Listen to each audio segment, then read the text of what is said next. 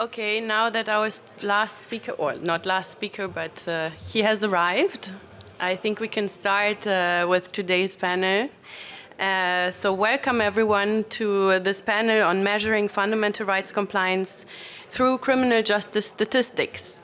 My name is Teresa Quintel. I'm a senior lecturer at the European Center on Privacy and Cybersecurity at Maastricht University. And I'm also the moderator of today's panel, as you might have guessed. And the panel is organized by the MATIS project on digital investigative measures in the EU and their compatibility with data protection law. The project is jointly funded by the Flemish Research Foundation and the Luxembourgish National Research Fund, and therefore also jointly supervised by Professor Paul de Heert from VUB and Professor Mark Cole from Luxembourg University.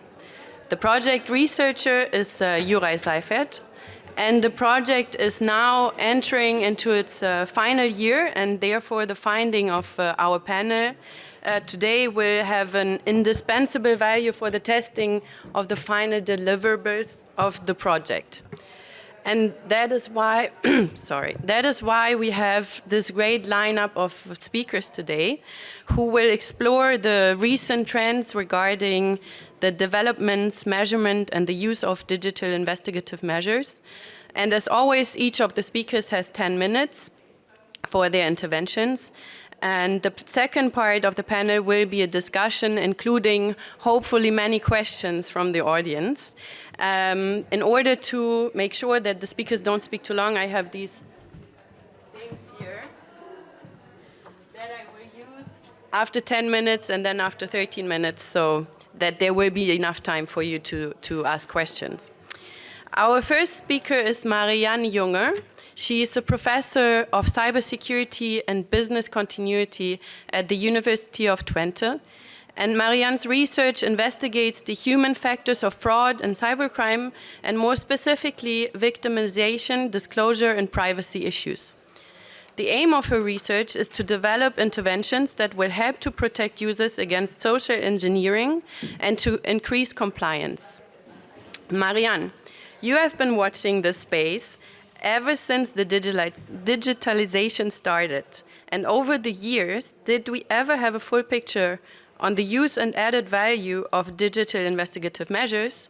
And can we make relevant conclusions about digital investigatory measures based on empirical observations? So the 10 minutes are yours, and taken into account. It's already ready. No, it's not. Thank you, Teresa. Well, let me begin with some general principles. I think data are essential because we want our policies to be effective, that is, to have beneficial outcomes for the individual and society. We want them to be cost-effective, and we want them to have no adverse effects. However, we do see in practice that some policies have no effect at all, which shows that they are a waste of time and money. And some policies have adverse effects, which is even worse. And I have lots of references for you that if someone is interested, they can send me an email, because Teresa is very strict about timing. I'm not going to name all those now. So it seems sometimes that progress in our field is hard.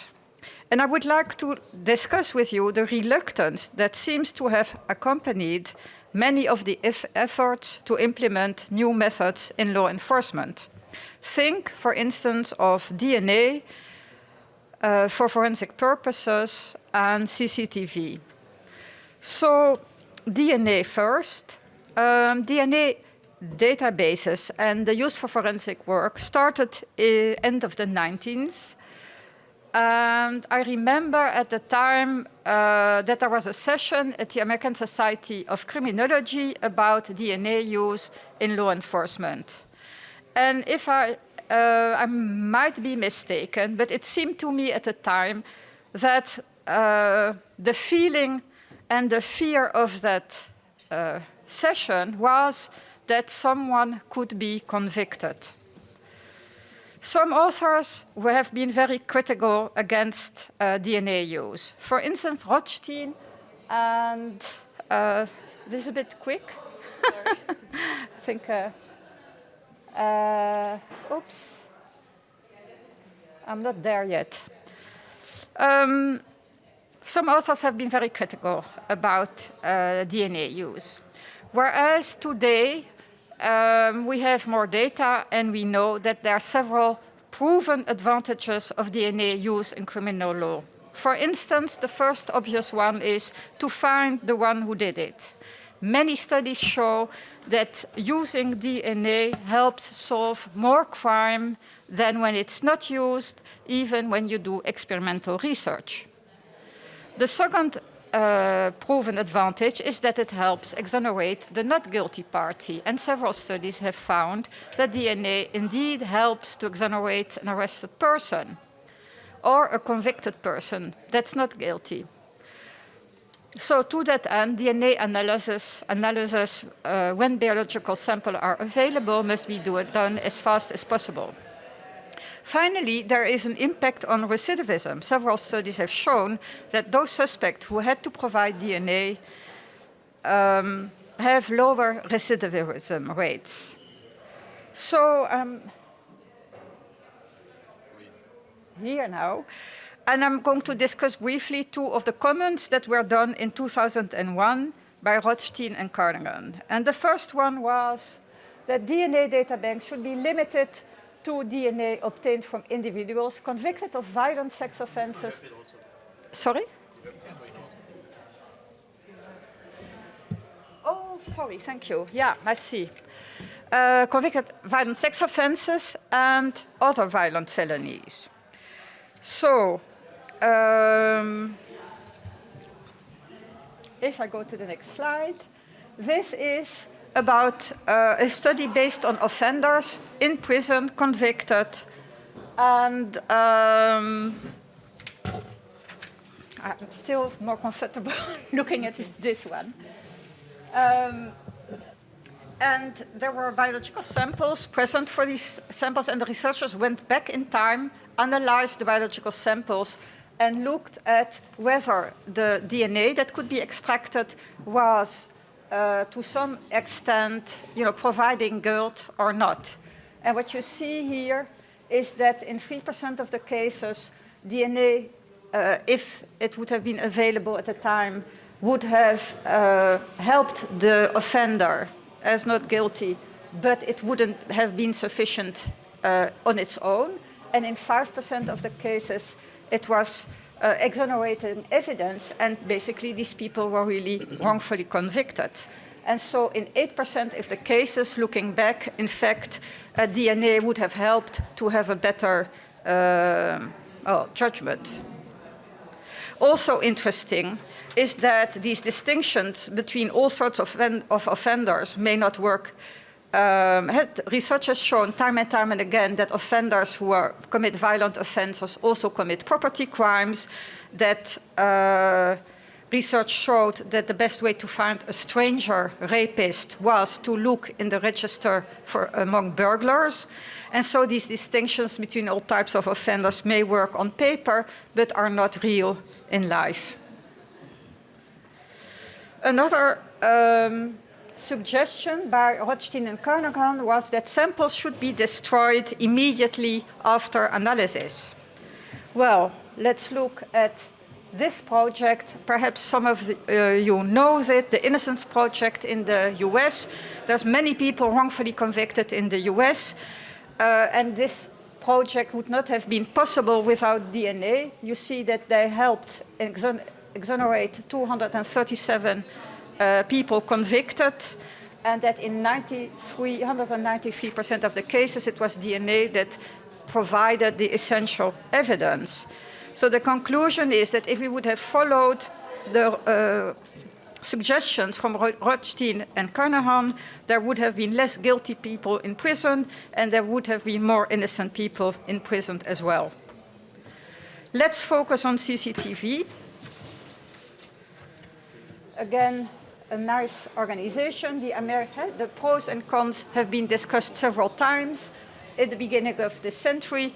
The American Civil Liberty Union wrote a firm article in 2002 against its use, and it's still to be found online today. And I took two of the main criticism. First, video surveillance has not proven to be effective. Second, video surveillance will have a chilling effect on public life. I think that today, I wonder if anyone noticed that indeed video surveillance has a chilling effect on public life. I never noticed it.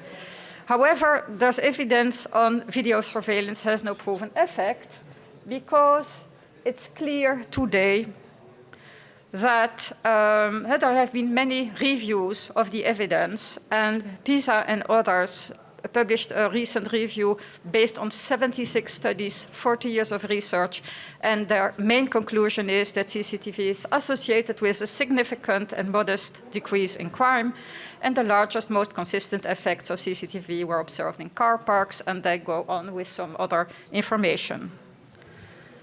So it's basically not true that CCTV has no impact on crime. It's also interesting, I wanted to show this from our authority of privacy authority in the Netherlands, what the causes are of data loss and data leakage in the Netherlands.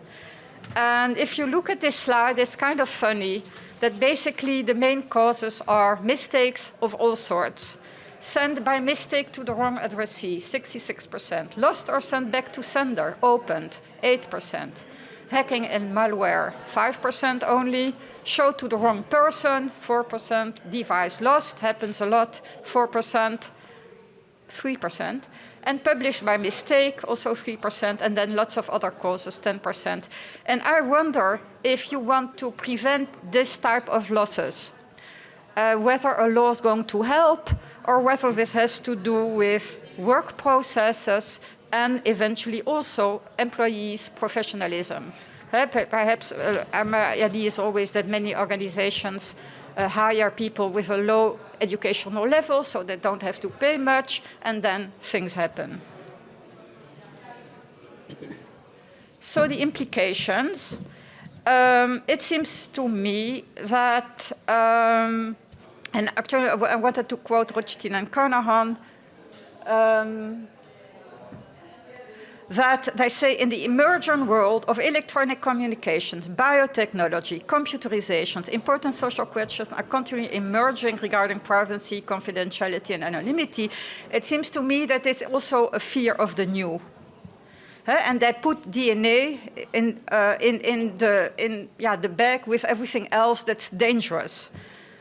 And in that way, my idea is they describe the fear of scientific progress. Lawyers seem to think that the best way is to limit the use of DNA by destroying it, by using it only for violent crime, destroying it as soon as possible, etc.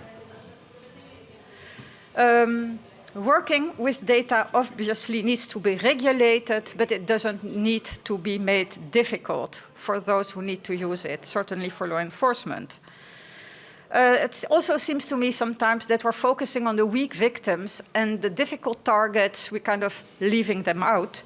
It's relatively easy to focus on journalists, members of parliament, educational institutions, to influence and to regulate them, whereas what do we do about Facebook, Google, etc.? You know, that's much harder to attack, let's say.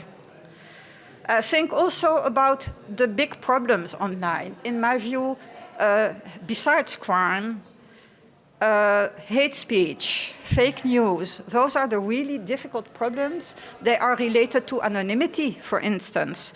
And what are we going to do about anonymity? And should everyone always be anonymous in every instance?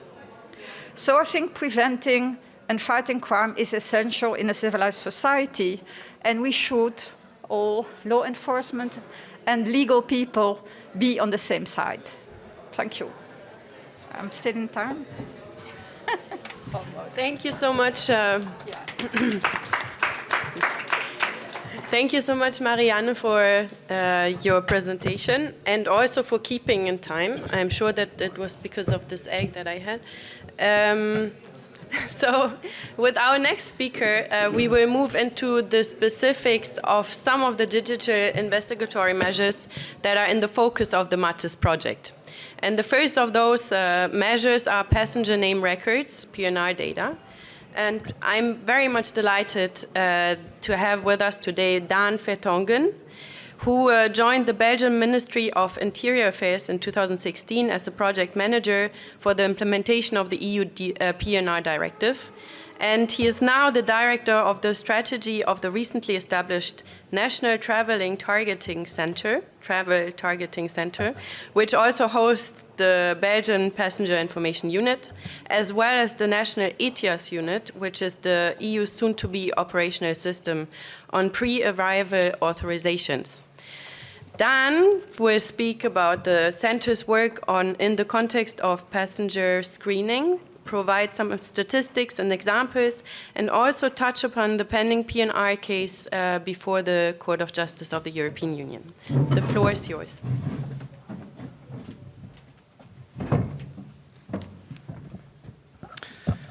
Thank you very much, Teresa. Thank you for having me on this panel. I will talk about the operational side during this panel.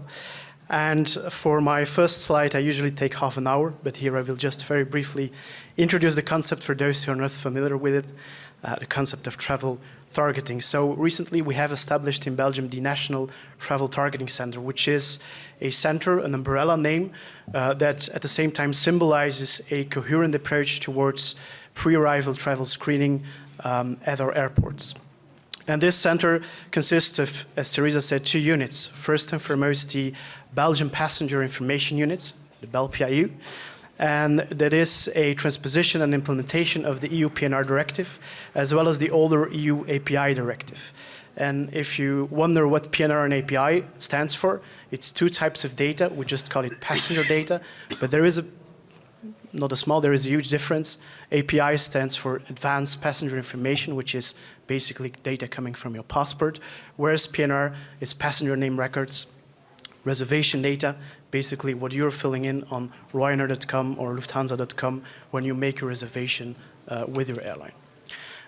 We're obviously in the scope of terrorism and serious crime, and we have decided to establish a multidisciplinary center where our ministry, within the crisis center of the ministry, we have given shape to a sort of neutral Switzerland where we could accommodate 4 different law enforcement and intelligence services, being police, customs, civil intelligence, and military intelligence.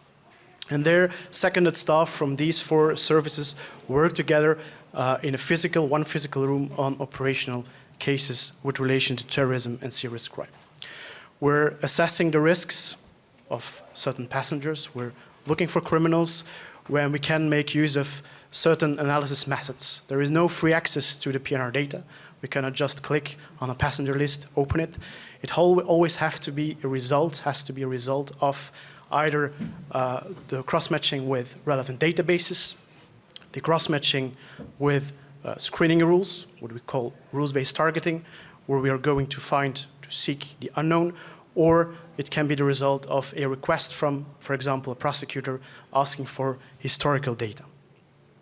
Secondly, we will have next year the European Travel Information and Authorization System in place, which is the equivalent to the US ESTA, which exists there already for more than 15 or 20 years, and where we'll also add, on top of security risks, also migration risks and public health risks, which implies that we will also have the Belgian Immigration Service and the Belgian Public Health Authorities being present in our center.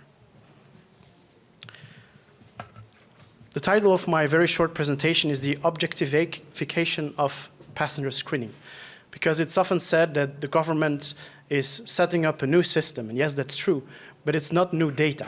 It's data that was already available, be it in a manual way. There was already manual access by, for example, police officers at our airports in the reservation systems.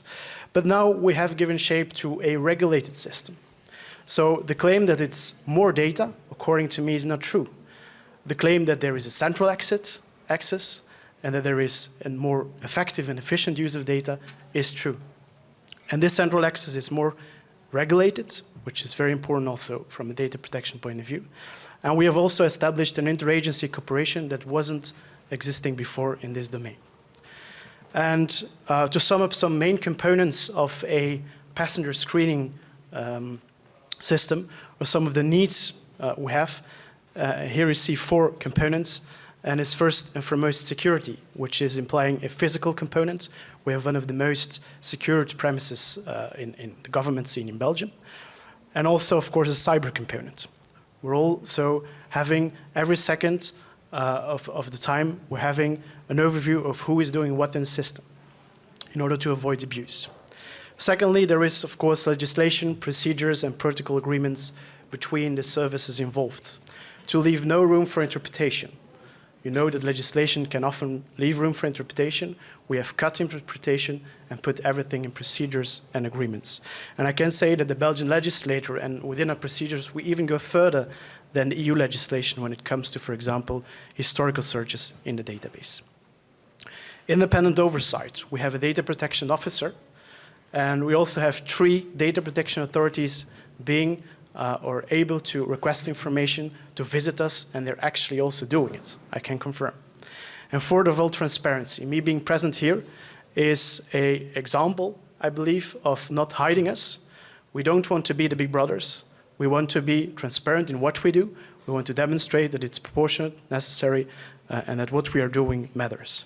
There is this reporting mechanism to the European Commission. There is, within our legislation, there is a obligation to report to Minister and Parliament, and we're also providing this annual report to the public on our website because we believe what's in it is relevant for everyone. I have 2 slides on statistics, as this panel is on statistics. I have quantitative data and qualitative data. And I don't like very much quantitative data, but it still matters here.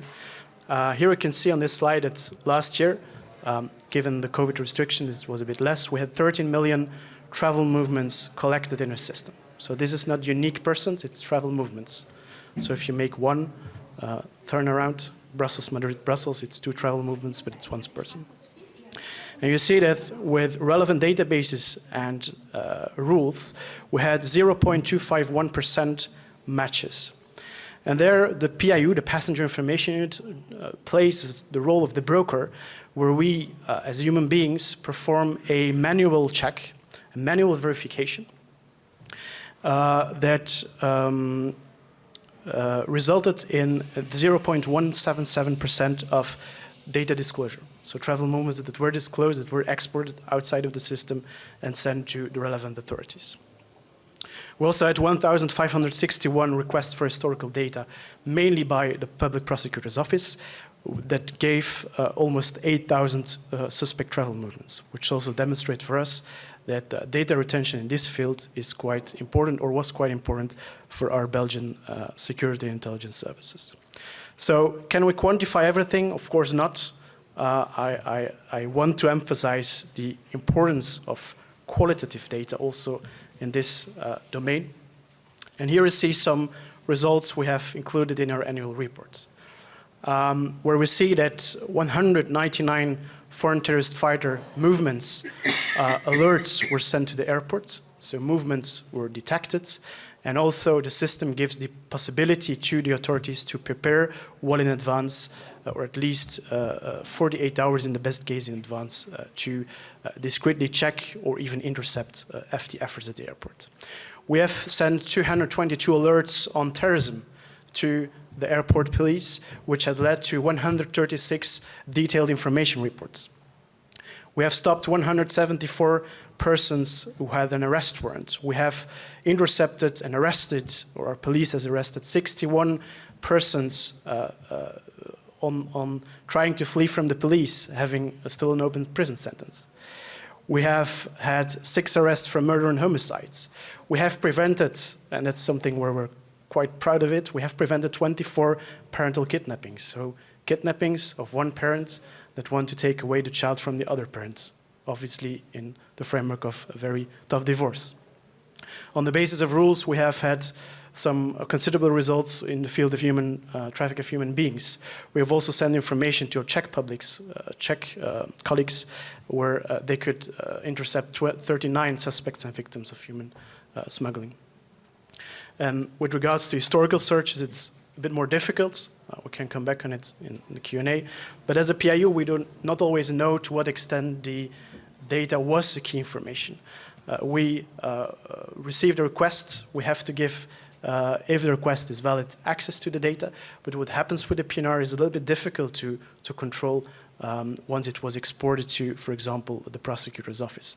But what we do know from our own experience and from what we see arriving as a request and what we give and what we analyze ourselves is that we have some very relevant cases where, for example, we're able to connect illegal narcotics investigations to investigations where the prosecutor didn't know that they were connected, but we saw that 2 of the suspects were traveling all the time together, and then we could find a link between them. We were also able to, on the basis of a telephone number or some telephone numbers, to do identity resolution of suspects of murder attempts. So we really have these important cases, and we try to be as transparent as possible in providing them also to the public. And as a last slide, I just wanted to briefly touch upon the court case that is pending at the European Court of Justice, where 60 questions for preliminary ruling were sent, of which 10 by the Belgian Constitutional Court. And obviously, because of these 10 questions from the Constitutional Court, we had to take a position. And I would need at least 2 hours to discuss our full position. We have written them in 100 pages written observation documents. But let me say that we didn't deny the fact that there is interference with personal life. Yes, there is interference. And there is a certain gravity in collecting all these kinds of data. But I also believe that we were able to demonstrate the benefits of the system with statistics, with qualitative data. We were able to demonstrate that what we do is limited to what is necessary, that there is no alternative system, or that the alternative system was existing but is actually causing more adverse effects than we're doing now. And we were also able to demonstrate the difference with what most of you know as the e-com or the telecommunications case where the court already ruled.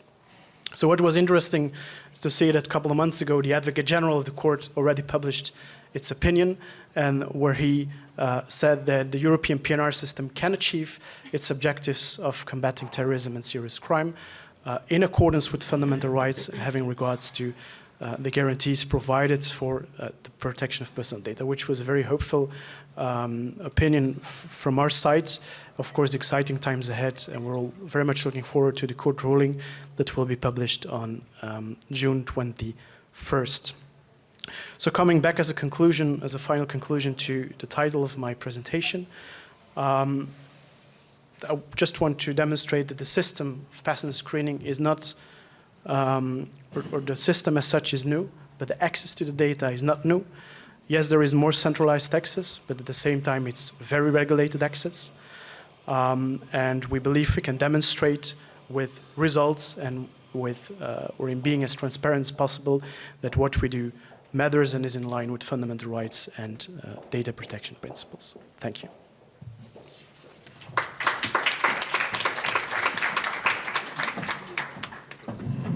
Thank you so much, Dan. It was really great to hear some concrete numbers, very interesting numbers. And with that, we come to our third speaker, who has a lot of knowledge on another digital investigatory measure that is in the focus of the MATIS project, which are production orders. A very warm welcome to Alexander Seeger, who has been with the Council of Europe since 1999 and is the head of the Cybercrime Division, and in that function also in charge of the Cybercrime Convention Committee, as well as the head of the Cybercrime Program Office of the Council of Europe in Bucharest. Alexander, you have some very fresh news. The second additional protocol to the Cybercrime Convention is now formally adopted and open for signature since 2 weeks now. And amongst many novelties, the additional protocol allows law enforcement authorities to submit production orders to obtain subscriber information directly to service providers in other jurisdictions. And at the same time, the protocol develops additional data protection rules under its Article 14. Could you tell us more about those recent developments, and also whether you have any empirical arguments that you used in order to justify this reform?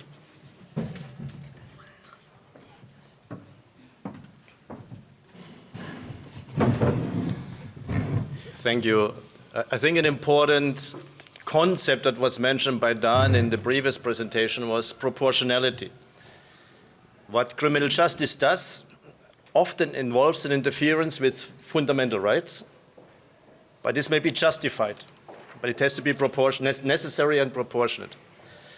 And often statistics or data is important to demonstrate that. 30 plus years ago, I was probably the first person ever on the globe with a laptop on an opium field. I measured opium poppy cultivation in Laos. I worked for what now is UNODC in Southeast Asia in Laos for some years, and counting poppy fields, measuring diameter and height of opium poppies, and then they were converted into a survey. That was necessary to demonstrate how much opium there is produced and what is necessary to do something about it and where to allocate resources. When it comes to cybercrime electronic evidence, we have a real problem regarding statistics. But we still have now, we adopted, even without reliable statistics, we developed an open for signature on the 12th of May, after several years of negotiations, a new protocol on enhanced cooperation and disclosure of evidence with a strong system of safeguards that includes Article 14. I will focus a bit on that, of how we still believe we met the problem of the principle of proportionality, but I will also point out some of the statistical problem that hopefully Juraj and Teresa and the others involved in the MATIS project will resolve in the very near future. Briefly about the Budapest Convention on Cybercrime was opened for signature in Budapest 20 plus years ago, in November 2001, and it requires parties to put in their criminal code a number of offenses against them by means of computers, to put in place procedural powers to investigate and secure electronic evidence in relation to any crime. And this concept of electronic evidence is crucial and also problematic from a statistical point of view. And the same applies for international cooperation, to engage in international cooperation on cybercrime and other crimes where evidence is on a computer system, meaning electronic evidence. There was the first protocol to this treaty in 2003 on xenophobia and racism, which provides for additional offenses. And now we have this new second additional protocol, which only focuses on procedures, on how to obtain electronic evidence in a more efficient way. This treaty, the Budapest Convention, and also this applies for the future protocol, go beyond membership of the Council of Europe. We have currently 66 parties, a number of African countries, Asian countries, countries from the Americas, United States, and many others are also parties to the treaty. Now we have a new protocol, and as Teresa already alluded to, this protocol provides, it's very small, the print, but there's so much in it, it's so dense, we cannot have a larger font. The important thing in terms of the tools is in Chapter 2, and here we have for the first time in an international agreement direct cooperation with private sector entities in other parties, so that law enforcement of one party can issue a request for domain name registration information to a registrar in another party, and under Article 7, law enforcement can issue an order for the disclosure of subscriber information to a service provider in another party. There are a number of safeguards built in, I come to that. Important here in this context of our discussion, this conference altogether, data protection and privacy, is Article 14 on the protection of personal data. We had altogether 97 sessions to negotiate this protocol, including 6 rounds of stakeholder consultations. And half of these sessions were dedicated on data protection, to the data protection article. It was very difficult to negotiate, but I believe we have a very good result. So what we have in this treaty now is efficient means with a strong system of safeguards. And it would be wrong to say it is only Article 14 that counts here. This is a treaty that relates to specific criminal investigations or proceedings. It's not for bulk collection of data. It's not for mass surveillance. It applies in specific investigations where specified data is needed. A very important concept. It's not a national security treaty. There is Article 13, which introduces basically Article 15 that was already in the convention itself, now also into this protocol, which includes then also the principle of proportionality. There is a very differentiated approach to the type of data that can be requested and disclosed. Subscriber information, where you have the most direct provisions, but for other types of data, traffic data or content, you need government-to-government cooperation. You cannot get it under this protocol through direct cooperation provisions, and so forth. Now, why was this protocol necessary? And here I come a bit now to well, 2 points, 2 concepts, 3 concepts. Cybercrime is also a violation of fundamental rights. It's very important to understand. We're not only talking about protecting suspects against or individuals against interference by governments. We also talk about the requirement, the positive obligation under the Court of Human Rights jurisprudence. Governments have a positive obligation to put the means in place to protect individuals against crime. It's very important to understand that. Unfortunately, many of the submissions we got from civil society organizations in round of these negotiations did not refer to victims and their rights, which is regrettable. From a criminal justice perspective, victims are in the foreground. We believe that given the proliferation of cybercrime, given the proliferation of crime that involve electronic evidence, that only a very tiny share of that ends with a criminal justice outcome. So we have serious doubts that governments meet the obligations, the positive obligation, and serious doubts that victims obtain justice. We think that less than 1% of cybercrime, and I'm not talking about now about electronic evidence cases, less than 1% of cybercrime is reported to criminal justice authorities. It's a hypothesis. I put this up a few years ago. Nobody had been able to contradict it. There are lots of reasons for it, including one that criminal justice response is too complicated and considered useless. There are also other reasons for that. From the less than 1% that is reported to criminal justice authorities, we believe that less than 1% leads to a criminal justice outcome in the sense of a conviction or other. That means if you have 10,000 offenses, you may get 1 conviction. It's for you, Uri, and for the other colleagues to either prove or contradict it, right? And that's a problem. That's a serious problem when you talk about positive obligations. The criminal justice response is not effective, and that's why this protocol is necessary. Let's also keep in mind that if we don't have an effective criminal justice response, others will have to deal with it. And more, like we have in cases of terrorism, the response will move from criminal justice with a strong system of safeguards to the national security bodies where there is more margin of appreciation when it comes to exercising their powers. So that's, again, a reason why we believe that more effective means are necessary to obtain electronic evidence and that this new protocol helps with it.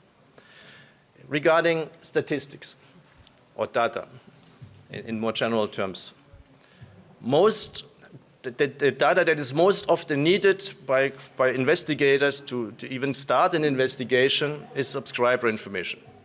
Who has been the owner of a webmail account, of a social media account, who has been the user of an internet protocol address, and so on.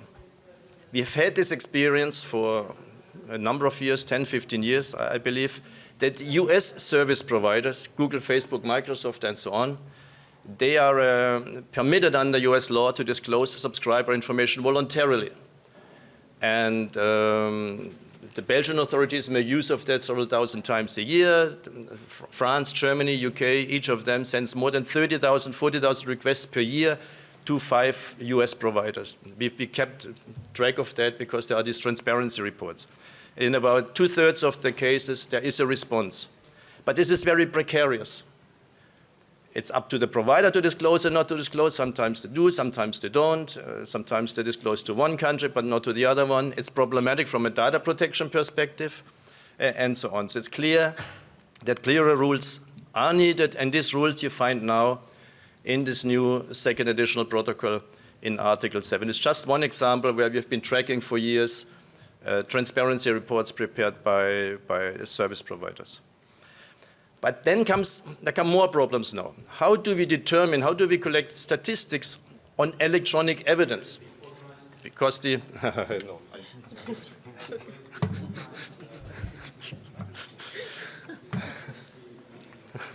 okay, sorry. It's a targeted. No, it's all right. Anyway, let's keep in mind that the Budapest Convention and its powers apply not only to cybercrime, but electronic evidence altogether. And how do you capture that in statistics? Other challenges include that cybercrime often involves a combination of offenses. You may have an illegal access, you may have computer-related forgery involved, fraud involved, and it's not always classified as cybercrime. So how do you capture that? It doesn't appear as cybercrime in criminal justice statistics if there are more serious crimes that are eventually prosecuted. And so on. Then you have the transnational nature of crime with victims, offenders, devices used, evidence all over the place, all over the world. How do you reconcile all of these statistics? Very complicated.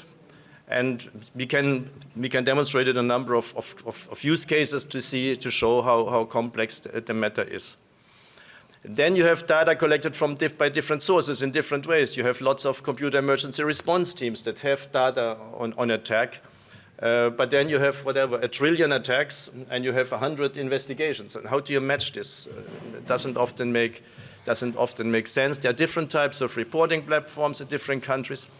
There has been, when the European Union, the Council did an evaluation, a so-called general evaluation, GenVal, some years ago on cybercrime. In all of the recommendations, in all the country reports to UN member states, and the recommendations said you have to establish an integrated criminal justice system for the collection of cybercrime cases. It has never happened in any country, seriously. So this is the type of problem, as I mentioned in the you had coffee, I didn't this morning. I said there may be other ways of going about it, maybe focus on data of computer forensic labs, where official laboratories analyze computers and have data on the number of devices, cases involved, and so on. There may be possibilities. We promote, as Council of Europe, and also we have a guide together with Interpol that is there, on how to do better on criminal justice statistics, on cybercrime, electronic evidence. But to be honest, we haven't advanced very much on that in practice. Thank you.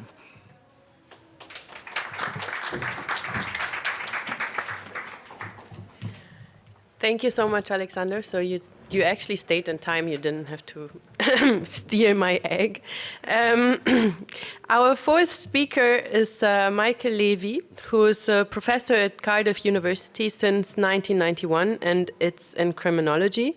And his main work has been making sense of the linkages and differences between white-collar crime, organized crime, and terrorism, and their public and private sector controls.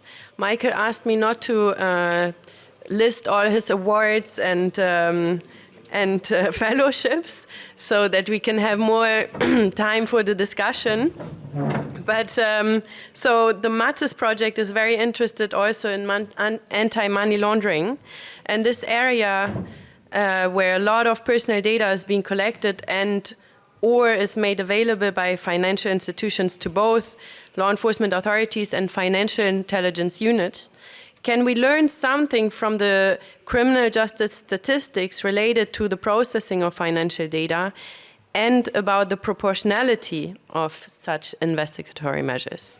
The floor is yours, finally.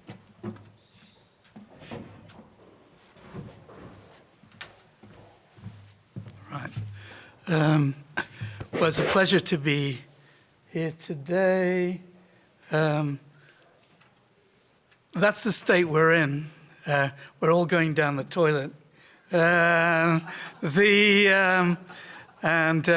we'll ever get out of it, or indeed get into it, remains an open question. Tom Lehrer once said, "Life is like a sewer. What you get out of it depends on what you put into it."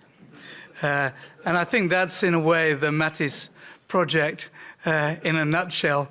I want to talk briefly about some data, and then we'll go into general discussion. Yeah, we should just stay with the toilet. It's a better graphic than these. So the Americans do keep some data. The Federal Trade Commission, for example, on trends. And, fortunately for their budget line, it's going up, which means they can ask for more money from the federal government. So we must always be aware of what the purposes are of collecting data sometimes. All data are institutional products. And it's a question of how far you get close to the origins of incidents and events that are important. And they also break down into subtypes of different things which you can't see. But you can get this from the Federal Trade Commission reports, even if you can't read it on here. My purpose was to show that they're both breaking down and going up. And if we look at individuals' crime risks in England and Wales, then we can see that fraud is now number one. And this is measured by a general large data set, telephone interviews because of COVID. Now it's going back to in-person interviews. And you can see that fraud is the number one, or at least you could see if you could see. Fraud is now number one. Number two is computer misuse. That is more cyber-dependent crime and attacks on computers. And below that are all the things that most criminologists spend all of their lives studying. So this has come a great shock. In the 90s, I was arguing that we should try and measure fraud in this, what was then the British Crime Survey. It's now moved to England and Wales. Scottish don't measure it, but they're independent. And in fact, Ireland as well has a different measure. I'm dealing with the Office of National Statistics about this issue. So everybody is measuring different things in Europe and even in the UK, which is no longer part of Europe.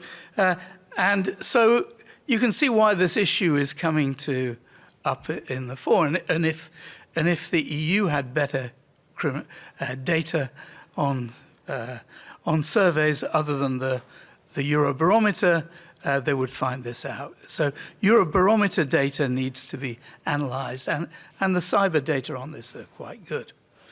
Now, this is a different kind of thing.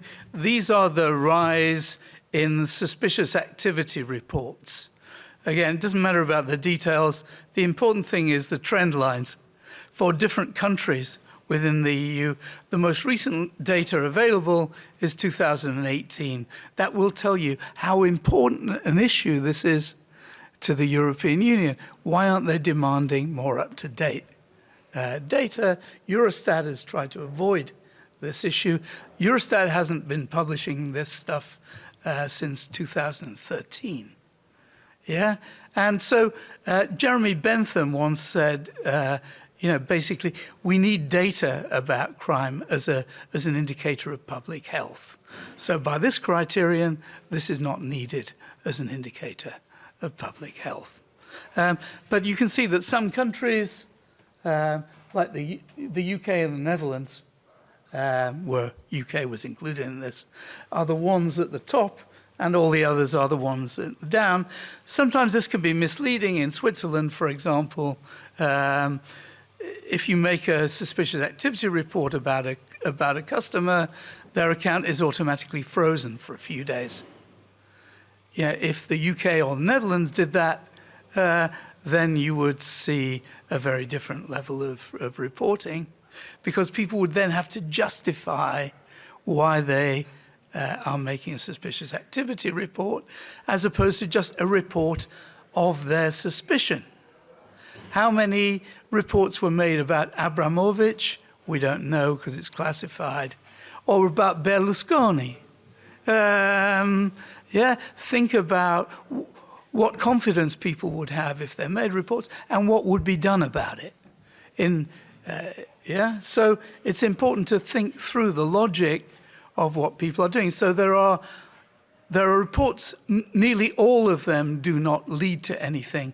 I did a study, intensive study of 1,000 randomly sampled suspicious activity reports in 1992, and I concluded that 0.83% something was done with. Not necessarily, but compared to stops and searches in the street, this was a good result. But at the same time, police chiefs were going around saying 15% lead to conviction. This was what we academics call bullshit. It's a made-up statistics. It's what I call facts by repetition. Yeah? And there's a lot of facts by repetition in this area. So suspicious, another way of looking at it is per bank. And you can see that the UK and the Netherlands and Belgium and Luxembourg and Denmark, even before Danske Bank scandal, were higher than other countries. So what do the money laundering data tell us? There's been a rise and rise. When I started out in 1988, there were 11,000 reports in the UK. Now there are over 600,000. Most of those will never be investigated. They're just on the database. And the data protection system says after 6 years they must go off the database, even though they might be useful. That's an example of proportionality thinking. Their filtration activity measures. Russians, oligarchs are now important people to make reports on. 2 months ago, they weren't. So politics affects this. So too does the number of, jewelers, car dealers. All of these have become much more important and are now said, you need to report more. Lawyers, not all in Europe, not, for example, in Belgium. But but it depends who is included in this festival of data. And there's been a lack of systematic and conceptualized interest in this. And in particular, people are not collecting data on the unintended negative impacts, what is called de-risking, where banks get rid of customers because they can't, for example, provide adequate data about themselves. But we all know what Abramovich looks like. Why do you need his passport? And which passport? So it depends on the kind of person that you are collecting. My time is nearly up. No? Okay. So there's some general trends that are quite important to think about. There's a lot of pressures for data matching. Public-private, private-public, private-private. And the UK has heralded more information sharing for major cases more quickly. We have always had a provision under the Data Protection Act of 1998 for sharing information for the prevention of crime, a generic exception. So I have a British nationality and a German nationality. These are two extremes of the data protection system. And And if you want to deal with crime more effectively, probably the British end is a better end. If you want to preserve privacy, the German end is a better end. And it's a question of what the French call la balance, which has a different interpretation in France. But these are important social questions. And the important question is, although we have data on how many suspicious activity reports, how many of them really relate to real crimes and real criminals, we have very little idea. And nobody is keen on emphasizing this. So the conclusion, clash of fundamental rights. What is the appropriate level of information? How do we make that decision? We have to also think about the abuse of this, for example, in China and in Russia, to find minorities and to freeze their accounts. So one possibility is that we say, nothing to see here, carry on. Or do we do something, but what? So like Tom Lehrer, the best thing to do if you can't communicate is to shut up. Thank you.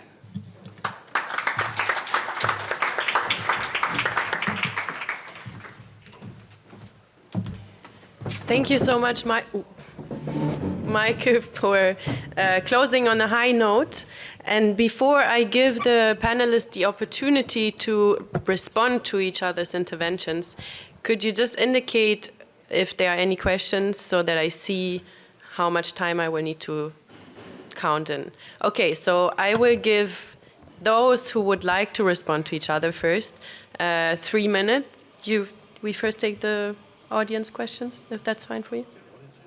Audience questions. Okay, perfect, even better. So then we start just with all the way in, you're here, so I will not let you run in the back. We start then in the front. Here was a question. Right?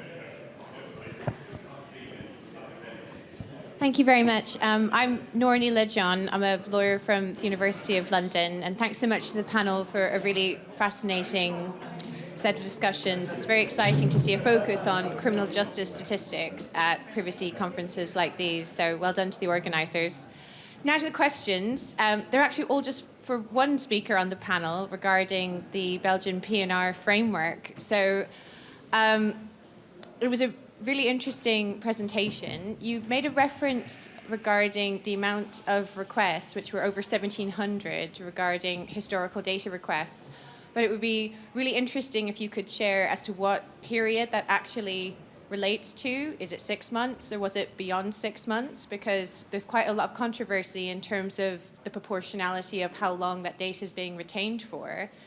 And the next question I had was regarding subject access requests in Belgium. There is a hugely unique system in Belgium whereby people who want to access or have knowledge about if their PNR data records have been used can't do that directly to the data controller. Now, even though that's explicitly provided for under data protection legislation, the GDPR and the Law Enforcement Directive, Belgium has quite a unique system whereby this access is indirect, and it is one of those quite significant requirements that the Court of Justice has emphasized in the case against, well, the case regarding the transfer of PNR data between Canada and the EU in a 2017 judgment, where it really emphasized that the importance of the right to access is also core to the right to redress under Article 7 and 8 for data protection and the right to privacy.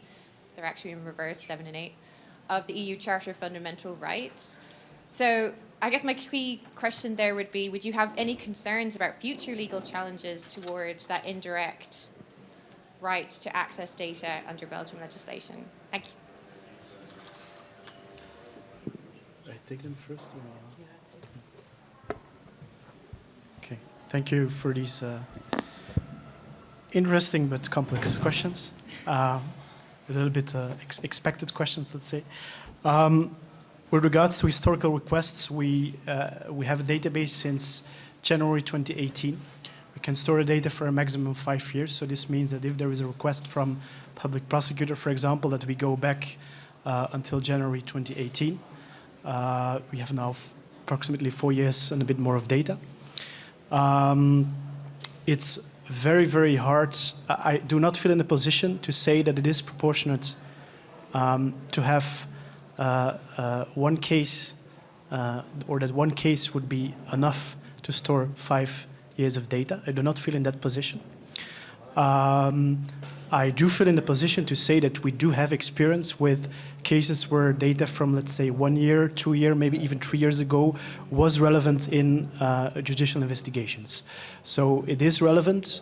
The question is, where do you put the threshold? Is preventing one child kidnapping enough to store everyone's data? I do not feel in the position to respond to that question, but I do know we have experience that keeping some amount of data is important. We have taken the position that 5 years is needed in a court case because we had a lot of difficulty with assessing what would be the alternative in the sense that we do not feel in the position to say it should be 8 months, it should be 14 months, or because, again, where do you put the threshold? So we do need the data, but I do not feel in the position to say we need 5 years of data. With regards to redress mechanisms, it's correct that people can ask access to the data, but that the response will rather be indirect in the sense that we do fear that criminals would use this mechanism to know that, for example, police or intelligence is looking for them. So this is a risk that is inherent to the system. I would say that we have used the amount of access requests to. When Marianne was talking about the chilling effect, I was thinking about the argument we have used in the court case, where we've used the very, very low amount of access requests to say that there is no chilling effect, because we believe that if people would really fear about the treatment of their data in our database, there would be a lot more requests. We've had 2 this year, 2. And it is publicly available on how you could ask for information. So I wouldn't say that the indirect access is problematic. There is publicly available information on how you can ask information, and the answer you will get will go through the data protection authorities, who will validate the response. So I don't see the risk there. On the contrary, I see the risk for us as law enforcement authorities that criminals would use these systems, this access to have information on them. So I hope that this more or less responds to your question. Does it? Yeah, here. Hi, Juraj Seifert from Vrije Universiteit Brussels. Just for everyone's information on this topic of inability to approach the data controller in Belgium and exercise your rights as a data subject, this is a problem that is broader than the PIU. It's in the entire law enforcement sector that is governed by the national law transposing the LED. And this system that you actually have to go to the so-called COC, or organe de contrôle, and not to the data controller, has been challenged on 9th of May. The court, in the Belgian court, sent a preliminary reference to the Luxembourg about this particular question. So we are waiting for CJU to pronounce itself on this. My questions are, the first one is for Marianne. In your presentation, when you were speaking about the CCTV, you said that you were mentioning the 40-year long empirical evidence suggesting that CCTV has significant and modest effect on crime. So for me, that is a bit paradoxical. I don't know how is that significant and modest effect. So is it significant or is it modest, or does it mean 2 different things? Yeah. So I don't really. I just wanted some clarification on that. And the second question I have is for Alexander. You were mentioning when I think it was your slide number 9 when it said that there was no cooperation of service providers that are outside of the US. So does it mean that what we call voluntary cooperation with service providers only worked with the US and no other parts of the world? Is that basically what your message was? So these two questions. Does this work automatically? Yeah, I will be quick. It's significant means, I think, just statistically significant. That's all. So it doesn't say anything about the size, just that it was a statistically significant effect, which was modest. Yeah, that's all. Yeah. And on the question of which service providers can currently cooperate,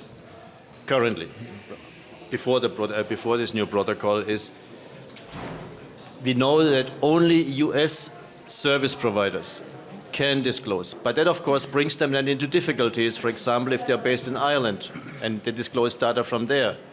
That is part of the precarious base of currently when it comes to voluntary disclosure. Some service providers have basically repatriated billions of users back to the US so that they can disclose data voluntarily. But this is what we want to resolve with under the new protocol. But that means also that service providers, other than US service providers, would then be required to cooperate. And again, there are lots of safeguards built in, including, I think, European Union member states will make use of the notification possibility and so forth. But right now, only US service providers, to our knowledge, are lawfully allowed to disclose data voluntarily.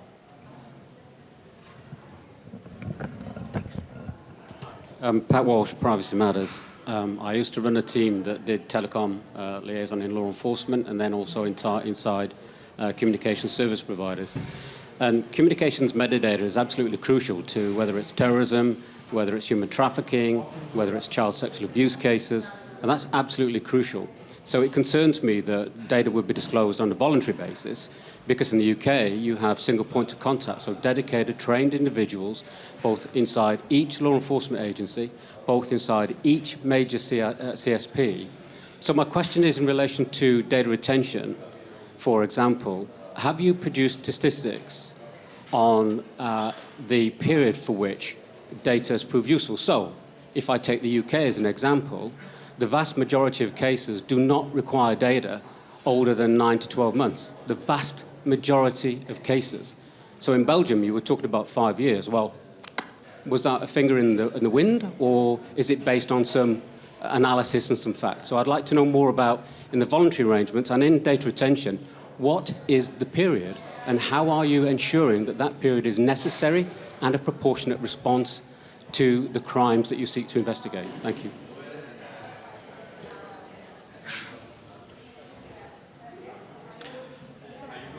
The 5 years, of course, is a strict transposition of the EU framework. So it's not something that Belgium decided on their own. It's the same in all member states with regards to passenger data.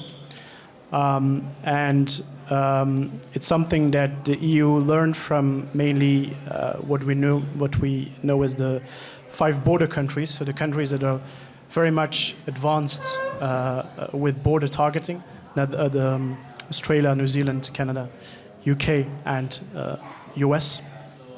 Of course, when we take the example of the US, they're storing your PNR data for 15 years, and then it goes into a dormant database, and they store it for, I think, even 99 years, and I'm not at all in favor of this system.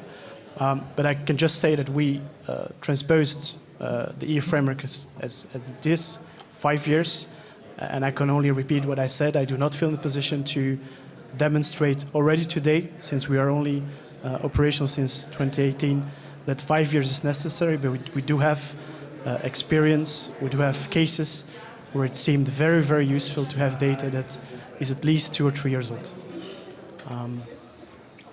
Thank you, Dan. I saw more questions in the back. Thank you so much for giving us such an amazing and interesting panel. I'm Jia Yu Huang, and I'm a student of Law and Digital Technology program at Leiden University. My question is, what is the key you think is to protecting the suspect from the criminal investigations, how to protect their privacy rights, and also from the very beginning, do you think it is worthy to protect their rights?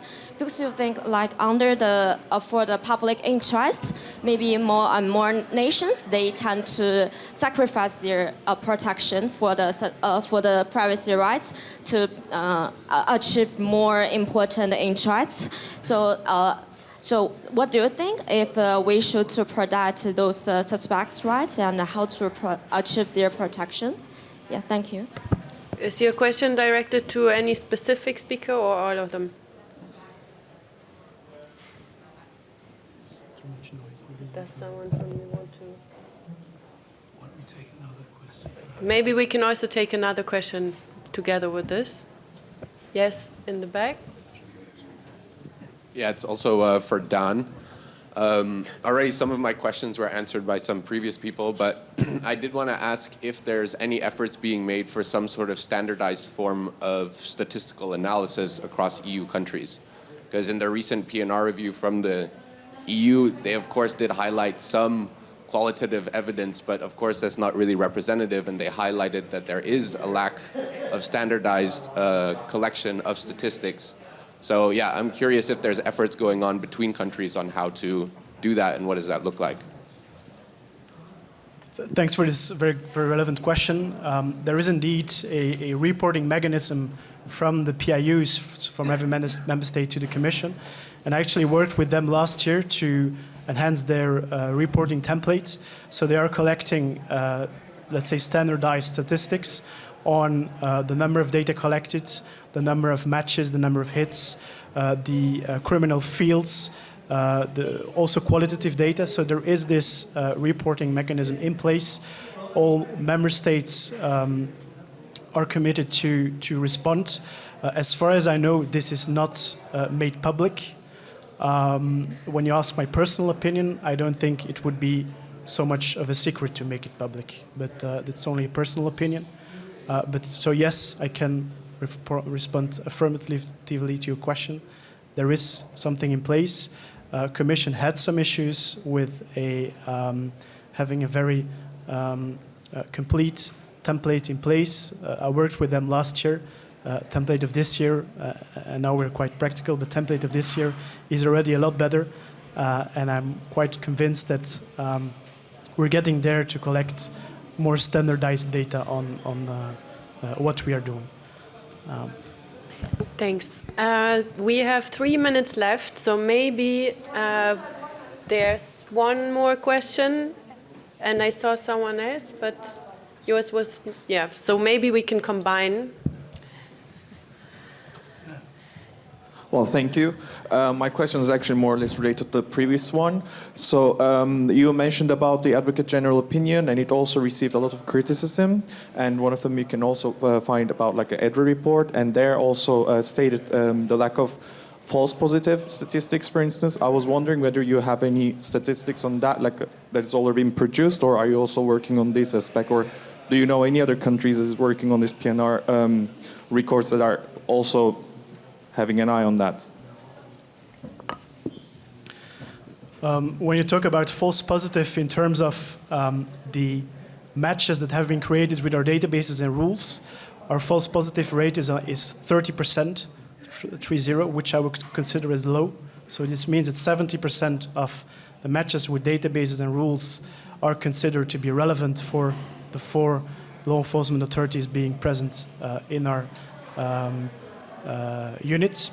When you talk about false positive in the sense of does it have a positive result on the terrain, that's difficult to assess, and there I would say that these 70% of validated matches, so hits, are all relevant because either there is indeed a positive result at the terrain, or in the field of a illegal narcotics investigation, for example, we see that the person responds to a certain rule.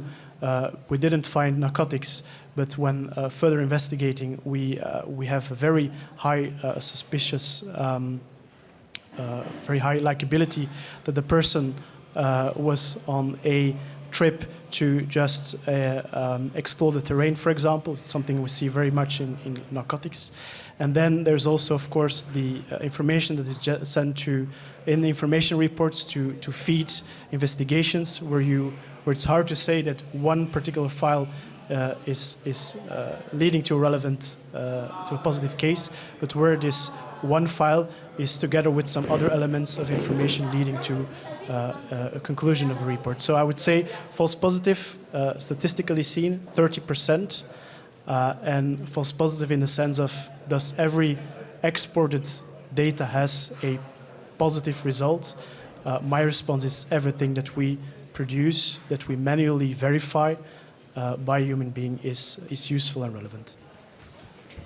And could I add that most of the money laundering data reports, for example, they are typically only investigated if the police are already, or whichever other agency is already looking at the individual. The rest are often not used unless something subsequently turns up that is regarded as important to investigate. So as a generator of new suspects, they are largely a waste of time, but they are an important feature with terrorist suspects and some organized crime figures. So up to a point, it's round up the usual suspects, Louis, and see what suspicious activity reports are made on them. Thank you very much. Unfortunately, because there will be another panel right after this one here, we will have to move, but maybe you will be able to ask the question at one of the side venues. And I would really like to thank you, our great panel of you today, and well, thanks for all the questions from the audience, and thanks specifically to Dan to answer all of them.